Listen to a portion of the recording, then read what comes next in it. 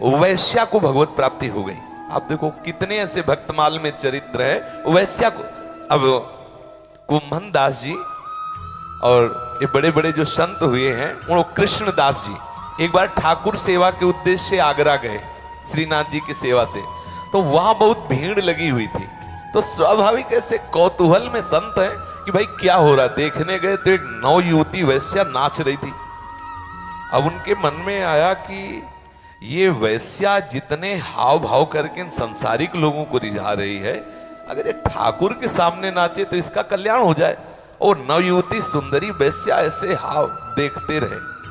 अब कुछ लोग तो वैश्या को देखे, कुछ देखे कृष्णदास जी की, यार बाबा बड़ा मौजियल है, देखो वैश्या का नाच, और एकदम एकाग्र उस वैश्या की तरफ दे।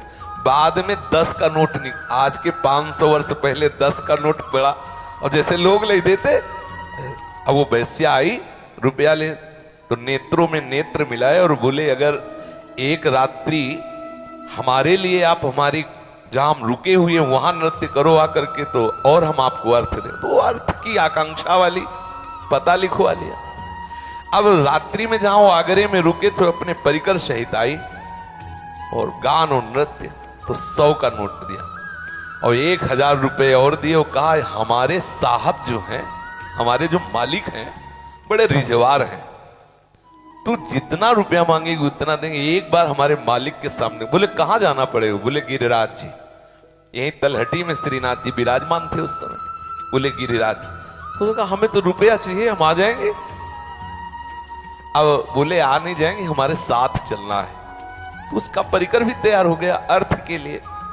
अब साथ लाए, पूरे ब्रजमंडल में बात फैल गई कि कृष्णदास जी की बुद्धि खराब हो गई वैश्या को लेकर। अब साधु की चाल कोई बिरले ही समझ पाता है, कोई साधु हो तो समझ पाता है, नहीं तो साधु की चाल समझना बड़ा कठिन है। कितना वात्सल्य उमड़ा, कहां नीच वैश्या और कहां इनकी सोच। लाए और गिरिराज जी के जितने कुंड हैं सब जगह स्नान करवाया 2-4-10 दिन में, और पद एक सिखाया और बताया कि हम अपने बादशाह के पास आज ले चलेंगे तुम्हें।